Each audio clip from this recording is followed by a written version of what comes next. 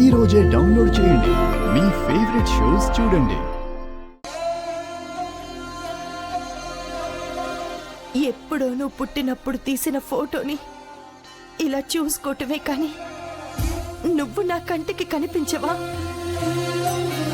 ఈ అమ్మని చూడాలని నీకు లేదా? ఎక్కడున్నావమ్మా? ఎప్పుడొస్తావు నా దగ్గరికి? ఎప్పటికైనా నువ్వు నా దగ్గరకు వస్తావనే ఆశతో బ్రతుకుతున్నాను.